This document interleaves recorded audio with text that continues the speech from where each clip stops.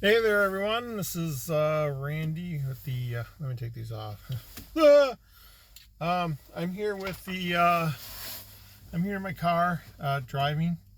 I we we worked out a solve last night, and I wrote to the email address. This is concerning the Great U.S. Treasure Hunt, and I wrote to the email address and I says, hey, we found this city. This is the location. This is the object. Um, I'm going to be there in like so many hours. Uh, sorry. and, I said, would you like to meet us there? Does the clock start ticking now, or does it start ticking when I arrive on the spot? And I got an email back that said, said, uh, we can't be there right away, but we could be there like in the afternoon. And if you get there before us, make sure you, and I think I'm illegally parked, so I'm watching for cops. And they're like, so make sure you record everything, make sure you document everything, send us an email as soon as you arrive, and that's when the clock will start ticking. And we'll be there. He said he was leaving at the same time I'm leaving. And so I took that as confirmation that we're right. And so I'm like, I'm on the road. I just pulled over because I had to have a meeting with my boss and be like, hey, boss, I'm not going to be in for the next couple of days, and try to explain why. I almost told him I had COVID, so I'd get 2 free weeks off, but I don't get paid for that.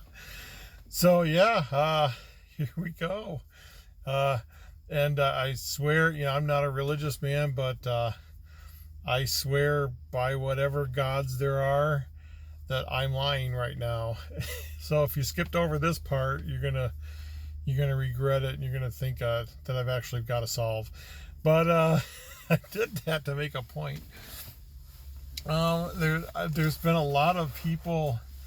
There's and the term has been coined, roosters, and I just wanted to feel what it was like to be a rooster. No, but actually, I wrote it down. I have mixed feelings about roosters, and it's hard because I actually feel very sorry for people who feel like they need to tell people all the time that they have a solve. And I just feel like they're not getting attention, so they're doing it to get attention. And it does it. I have mixed feelings because sometimes they just come across as so arrogant, and you just want to slap them. And I really hate that the people that are like $10,000. Well, I got the solve, but that's not worth it for me to drive over there. And I'm like, who's who's who's going to turn down a chance for $10,000, or at least say, hey, if you're so rich you don't need $10,000, it's not worth your trouble. Post your solve and let someone else go get it. But yeah, I just have such mixed feelings about roosters because like I said, I want to slap them, but on the same page, I just feel sorry. If you have a solve and you have a real solve, go and get the object. Go and get it. And if you don't say anything, because once you start saying things, people are gonna, and of course that's what they want. They want attention. So people are gonna start emailing you. What's this? What's that? What state are you in? What city are you in? What was your solve? What code did you use? And and I think they just get a kick out of going, I'm not going to tell you, not going to tell you, not going to tell you. But they're just enjoying all the attention. And I keep seeing a shadow over my shoulder, but there's so many birds. I'm just paranoid when I'm in a strange place. Anyway, this is the thing, like, say I had a solve and I drive out and it's not there and I failed and it's wrong. And I think there's nothing wrong with failure. And I've admitted this, like, in the last couple of videos I did, like, all the stuff I'm working on, I haven't solved anything. And it's like, there's nothing wrong with failure. If I drove to a city, I would do other things in that city. And just think about the conversations you'll have on the way home. Like, what did I do wrong? Or what can we do different this time? Where did we look? Where should we have looked that we didn't look? And if you feel that strongly about it, think about, oh, where did I go wrong? And I just think, look at Forrest Fenn. Like, let's say 30,000 people were searching for Forrest Fenn's treasure. Only one found it. That means there's 29,999 losers. So there's nothing wrong with that. And there's nothing wrong with, withholding your solve and waiting till you've proved it or disproved it. But crowing about it, that's the term I always had, was crowing about it. But I guess it's roosters now. Well, I guess roosters crow. But that just drives me insane. Yeah, and I had a list here. I worked on the Nyomo spec, the K-Pro and cows, the Forrest Fenn naturally, the red herring hunt. I worked on all those and I didn't get anything. I didn't pick out anything. And I just got a new one in the mail today.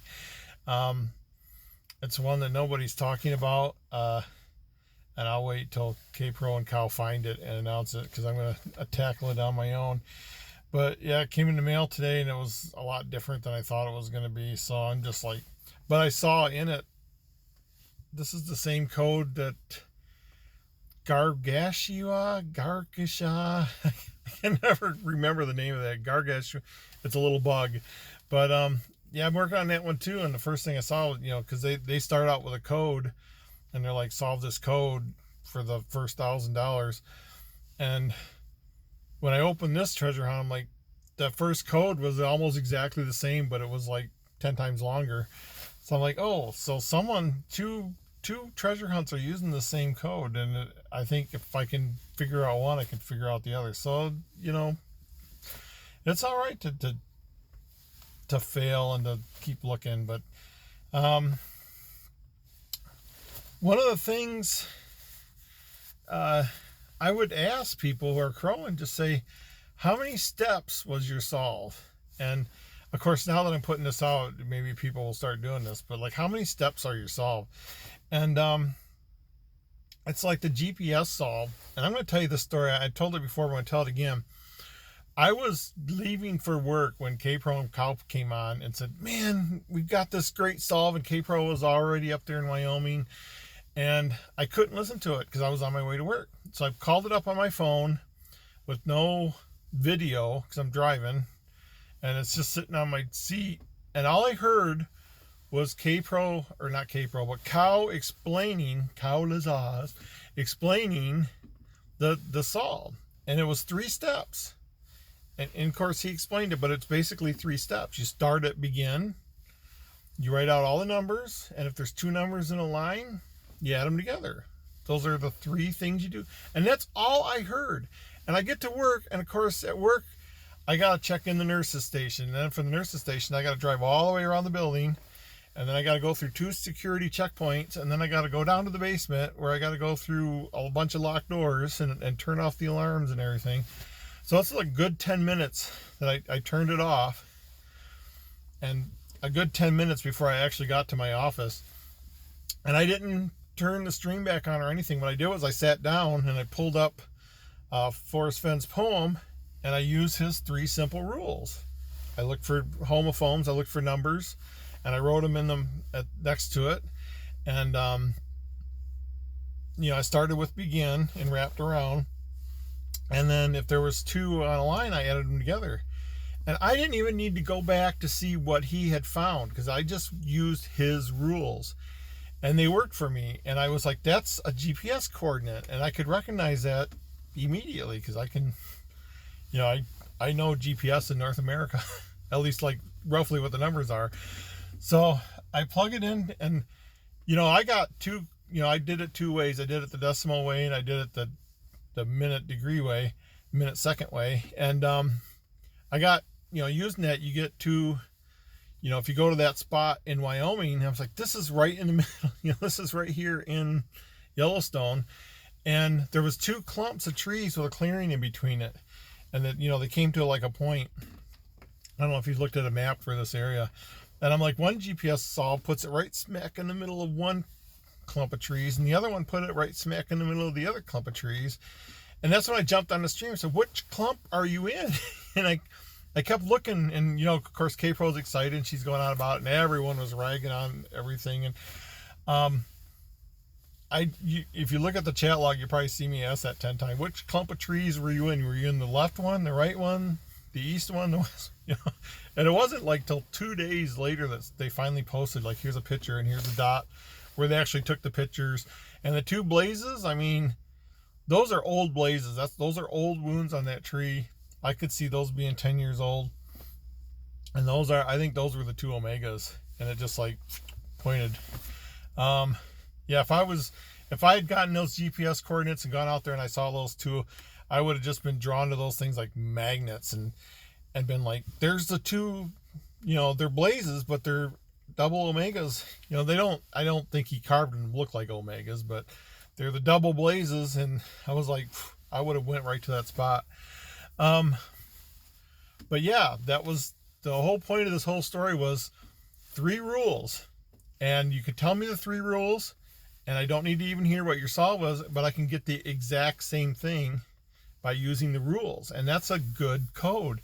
And, you know, another example of this is when before K-Pro and Cow did their competing hunts, Kawazars did a hunt with a phone cipher. And I'm like, that's easy rules. It was a phone keypad. The statues were on the buttons with the letters on it, and he even had a dice that said which number to use, or which letter to use, 1, 2, or 3. You know, A, B, or C, because each button on a phone has 3 letters on it. And it was very simple. The rules are simple. This is a phone pad, statue on the number, dice tells you what letter. Very simple rules. Now compare that to his try the wheel solve. And I remember, you know, he started telling me to try the wheel solve. By the time he got to the end, I couldn't even remember the first 5 steps. So to me, that's not something, I think a good solve is something you could stand there and tell somebody, and they can, you know, without writing it down, go and solve it. And I'm not saying these steps are going to be simple. It might be like count all the letters in the chapter might be step 1. That's going to be long and tedious, but that's just one step. You know, that GPS solve was 3 simple rules. The phone cipher was 3 simple rules. And I'm going to out somebody right now because I was shocked. There's a code in my book, and I won't say the person's name, but they kept it secret so well because I had no idea that this code in my book was broken. It wasn't in any of the forums. It wasn't in any of the chats, any of the videos. But they slipped up one night, and as soon as they slipped up, it hit me like a bullet. I was like, they solved that code. And it was a code that, it was one of the ones that was kind of the middle. I didn't think it'd be solved right away, but I didn't think it would take this long. But they kept it quiet, but they slipped up. And I'm not going to tell you what the code was or who did it, but I bet you if they want to come forward, they will tell you. It was like 3 simple rules. It's like, here's this, and then this is how you pull letters out of it. And when you do that, you get a very, very clear phrase. A very clear, I think it was 2 sentences, as a matter of fact. And it blew me away that somebody solved that and they kept it secret for so long.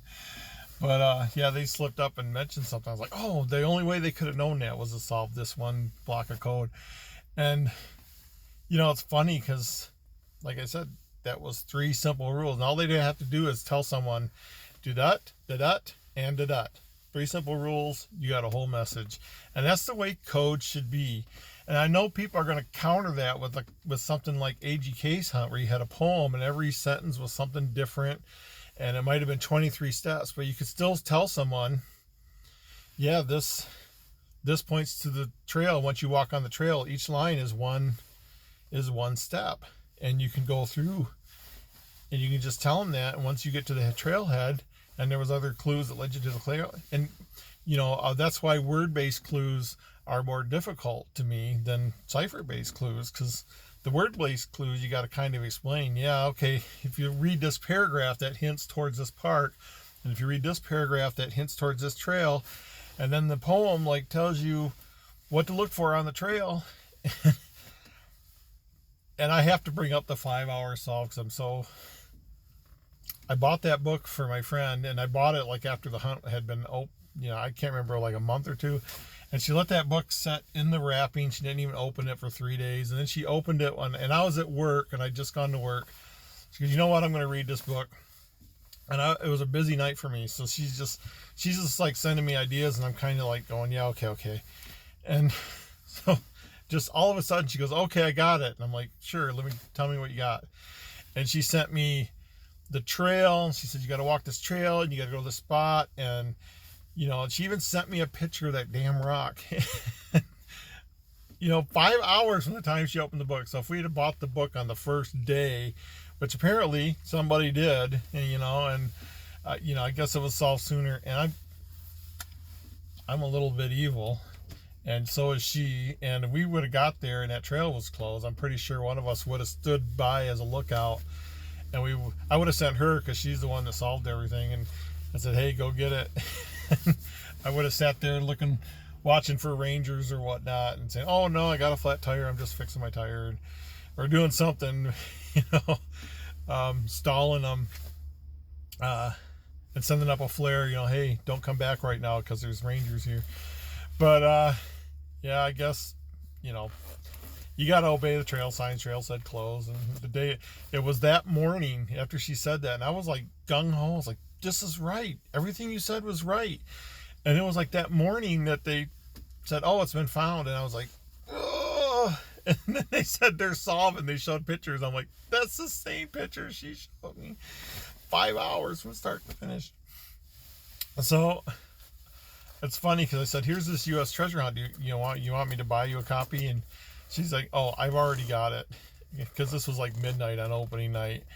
And so last night, I'm in the Zoom and under my real name for once, and no, not that I've ever been in the Zoom before, but she was sending me all this stuff, and I'm not going to tell you anything, and I'm not trying to be a rooster, but she's like, just sending me idea, and she's like basically mirroring the Zoom, and I was like cracking up because like in the Zoom they're talking about this and she's talking about this, and I'm like, wow. And then she's she pointed out a few things that they were kind of ideas that were floated about, but she's like, wait a minute, it's right in front of our face. And bam, we narrowed it down, and I think we got something. And so the thing is, the first night it opened, she sent me home with homework, and it's hard. I mean, you see me laughing and stuff in the videos, and I get in the chat, and I'm a smart ass, but you guys just have no idea how crushingly, bone-crushing, awful, hell-spawnish depression I'm going through. And when I get home, sometimes I get home from work and I lay in bed and I don't move until it's time to go to work again. And that was one of those days where I'm like, I'm supposed to be counting this, and I should be doing this. This is going to help me, but it's like I can't function. My brain is like, it's like I'm grinding gears just to get in the first gear, and I can't get moving. And so like last night she's sending me stuff again, and she sent me some homework, and she goes, this is my idea, but we got to find the specifics in the chapter, and I think the specifics are here. And I'm like, I think you're right. It's just a matter of crunching. And so I'm going to go home and hopefully do that. I got meetings all day today, so I got to stay up, which is the bitch about being on night shift, is I got to stay up for the day meetings. But yeah, it's just like, I can't remember what the holiday was. Remember, I got off on, because if Wednesday's the last day, my Tuesday night is my Wednesday, and I came home and I remember I laid in bed for like 5 days and I didn't move, and I couldn't function, and I'm hoping I can break out of that. But yeah, it's just like, hopefully we can get through this. And she was right in 5 hours on the other one, so I think I can trust her on this one. But yeah, it's like, and I know last night I was joking about, yeah, it's behind the porta potty at the Renaissance Center, and it's a hubcap. I can't remember what I said, but, and this is a little known fact, is that the Renaissance Center in Detroit is one big central tower and 4 smaller towers on each side, and then a complex at the bottom. And no one knows this, but there's no bathrooms in the Renaissance Center. So around the outside is all these porta potties. So being outside of the porta potty, hubcap behind the porta potty would make perfect sense to me. So I'm like, ooh, I'm gonna drive to Detroit and sit behind the porta potty. But yeah, I don't know. I'm excited, and then that got me thinking about, like, I didn't say anything in chat. I kind of joked about it. I said, yeah, I'm going to Detroit, and so yeah, that's me going to Detroit. I thought, I'm just gonna post. So, if you miss if you watch the beginning and stop the video and you're jumping to the end, you miss a really important part in the middle there. So, but anyway, we got to fake it till we make it, and that's what I'm trying to do. Like I said, when I'm doing videos, I'm faking it. When I'm, sometimes I got to babysit the kids. So I come upstairs, and I'm like, oh, what are you watching on TV? Because, with kids, it's nice to enter their world. They don't want to be kids in an adult world. So when I go upstairs to babysit, I'm like, oh, what do you watch on TV? And they're usually watching Jesse. I don't know what it is about that show, but that's what they're obsessed with at the moment. And they're like, well, we're watching Jesse. Like, oh, cool. What are they doing today? And I get involved with the characters and stuff. And kids love that when you enter their world and you're on their level instead of trying to pull them up to your level. And, then it's like, oh, the parents come home and I'm like, okay, I'm going back downstairs. And it's just like, bam, I crash in my recliner and I'm like, I can't function. I can't think, and it's horrible. And, don't give me advice because I've gotten all the advice in the world. So,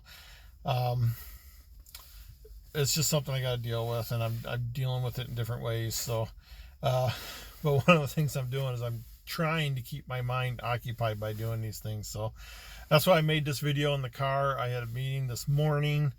So that meeting's over and I'm waiting for the next meeting to start. And I thought, oh, I'll just quick throw this video out there. But yeah, if you're a rooster, I don't care what state you say it is. Just tell me how many steps. Say, can you explain this to me in 10 steps or less, what you did?